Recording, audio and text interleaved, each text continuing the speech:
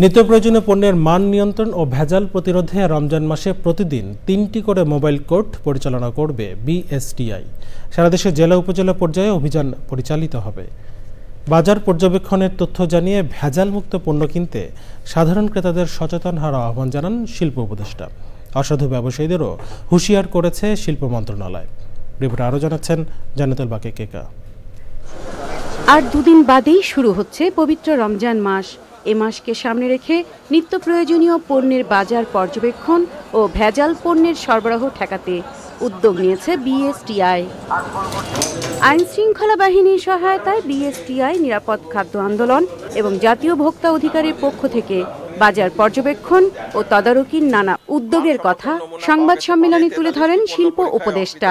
সম্মানিত রোজাদারগণ, সচরাচর যে সমস্ত খাদ্য পানীয় গ্রহণ করে থাকেন এই ক্ষেত্রে ভেজালের সম্ভাবনা অনেক বেশি থাকে, যেহেতু তাই এই ধরনের পণ্যের বিশেষ নজরদারি করা হচ্ছে। বিএসটিআই জানিয়েছে, বাজার থেকে খাদ্যপণ্যের নমুনা সংগ্রহ করে ল্যাবরেটরিতে পরীক্ষার পর ভেজাল ও মানহীন 47টি পণ্য তালিকাভুক্ত করা হয়েছে। এই যে পণ্যগুলো আছে 47টা পণ্য এর মধ্যে পড়ে।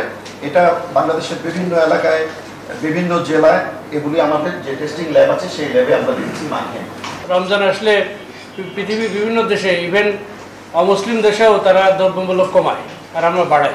এইটা থেকে আমরা বেরিয়ে আসতে না পারলে কিন্তু আমাদের আইন দিয়ে করি বা মোবাইল করি কাজ হবে না। মানহীন ও ভেজাল পণ্যের মধ্যে ঘি, চিনি, লাচ্ছা সেমাই ছাড়াও কসমেটিক্স পণ্যও রয়েছে।